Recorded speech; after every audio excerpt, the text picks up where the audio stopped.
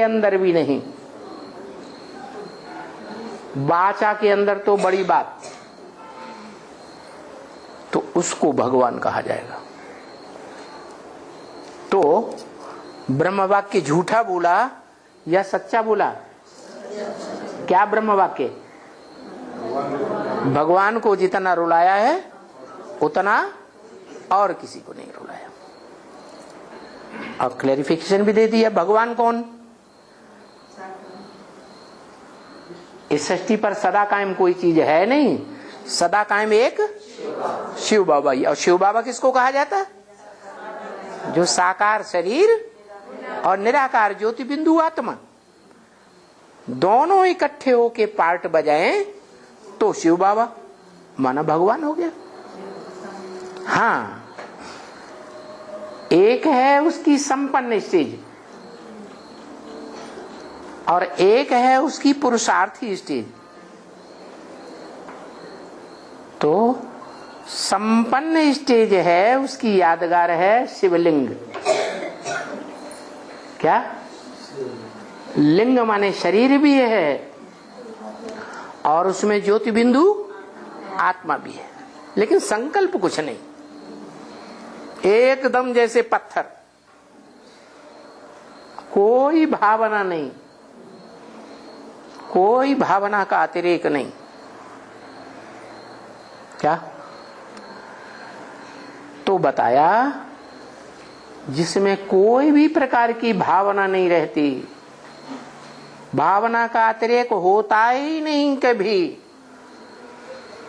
लेकिन है देहधारी, देह की कर्मेंद्रियों के द्वारा पार्टी भी बजाता है, लेकिन जिन कर्मेंद्रियों से पार्ट बजाता है उसकी उन कर्मेंद्रियों की स्मृति उसे नहीं रहती, उन कर्मेंद्रियों से वो किसी प्रकार का सुख या दुख अनुभव ही नहीं करता, तो उसको कहा जाता है भगवान। इसीलिए गीता में लिखा है कि ऐसा योगनिष्ठ हो। कैसा योगनिष्ठ है? जिसकी कर्मेंद्रियां तो हैं, देह तो है कर्मेंद्रियों वाला, ज्ञानेंद्रियों वाला, लेकिन कर्म करते हुए भी उनका अनुभव न अच्छा अनुभव लेता और न बुरा अनुभव लेता, कर्मेंद्रियों से न सुख भोगता और न दुख भोगता, कोई प्रकार की भावना मन की नहीं, मन माने दिल की कोई भावना नहीं, कोई इच्छा नहीं, इच्छा मात्रम अविद्या। तो ऐसी आत्मा को कहा जाता है भगवान। क्या? भाग्यवान। दुनिया का सबसे जास्ती भाग्यवान जो ब्रह्म वाक्य है कि मैं किस तन में आता हूं, है भाग्यशाली रथ में आता हूं। यही बात गीता में कही है। गीता में भगवान अर्जुन से कहते हैं, इदं शरीरम कौन्तेय क्षेत्रम मिथ्याविधीयते।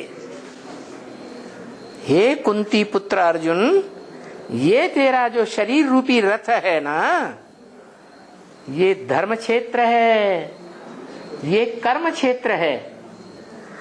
क्या? कैसा क्षेत्र? क्षेत्र माने युद्ध भूमि, युद्ध का क्षेत्र है।